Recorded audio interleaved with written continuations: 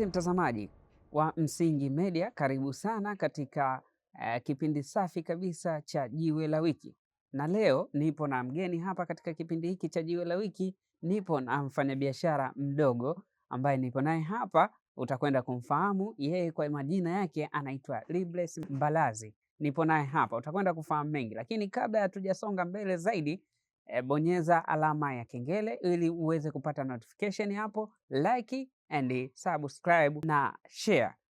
Habari? Salama. Ndio, kwema? Kwema. Ndio, wanakufahamu kwa jina lipi? Labda pengine hata nimekutambulisha, lakini unaweza pia ukajitambulisha. Mi kwa majina naitwa Libless Mbalazi. Ndio.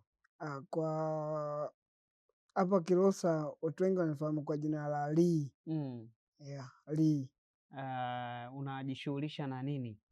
Mimi ni mfanyabiashara mdogo kutoka halmashauri ya wilaya ya Kilosa, maeneo ya Windini, Mwembe Fedha, wanauita Mwembe Fedha. Ni biashara gani ambayo unajishughulisha nayo? Biashara najishughulisha nayo mimi ni uuzaji wa viatu, ndio, jezi na soksi, vitambaa, vitu kama hivyo. Una muda gani tangu uanze biashara hiyo? Toka nianzishe biashara hii sasa ina miaka miwili. Ndio. Okay, miaka miwili. Kipi kilikuvutia kufanya biashara hiyo na tofauti na biashara nyingine? Kilichonivutia ni kwanza, mimi kabla sijawa mfanya biashara mimi ni fundi pia. Ndio. Ni fundi wa viatu, yani shoes maker. Okay. Mafundi wa viatu vya leather. Sasa katika kuzunguka kwangu kujitafuta, ndio, nikasema ngoja nianze na biashara. Baadaye hii biashara ambayo nimeianzisha ya viatu nitakuja kuigeuza mbeleni baadaye, maana nategemea niwe na ofisi kubwa ya leather, yani leather office. Niuze wallet za ngozi, viatu vya ngozi, order za ngozi, yani bidhaa za ngozi hivyo.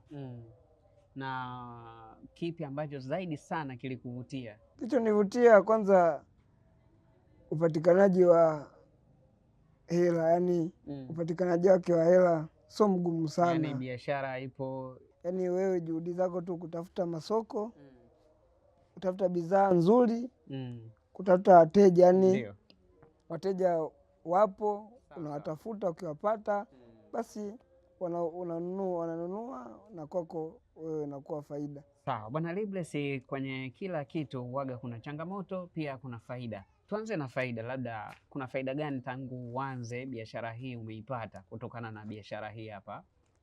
Kutokana na biashara hii nimejiona na watu wengi. Nimejiona na watu wengi.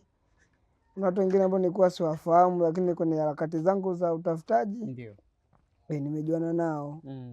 Kutokana na changamoto ambazo nilikuwa nazipitia, nilikuwa natafuta baadhi ya connection, bwana wenzangu wanafanyaje, kwa hiyo ile family member wamekuwa wameongezeka. Ndio. Hivyo. Sawa. Labda pengine tofauti na faida, pia kuna changamoto gani ambazo umekutana nazo? Changamoto ambazo umekutana nazo katika biashara hii hapa? Changamoto, mtaji mdogo. Kwa hiyo biashara inakuwa ni ndogo. Sipati vitu vingi yani kwa ukubwa ili wateja wangu wapate kila kitu ambacho wanakihitaji. Kwa hiyo kutokana na hela yangu kwa wateja wangu wanapata vitu kwa sababu ni mtaji mdogo. Lakini ningekuwa na mtaji mkubwa, mashallah, mimi ningekuwa na vitu vingi ambavyo wateja wangu wanavihitaji. Ndio. Na pengine unawaambia nini vijana wengine?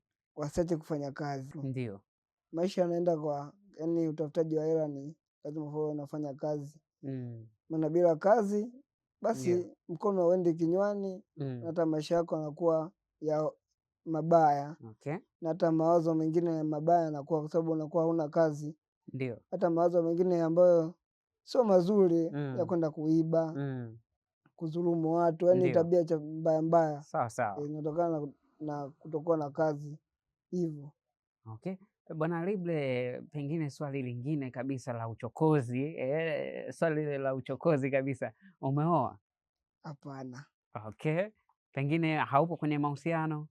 Hapana. Okay, kwa hiyo hauwiwi vigumu kufanya biashara yako, si ndio? Kabisa. Basi neno la mwisho kabisa kwa mtazamaji wa Msingi Media, unamwambiaje mtazamaji wa Msingi Media?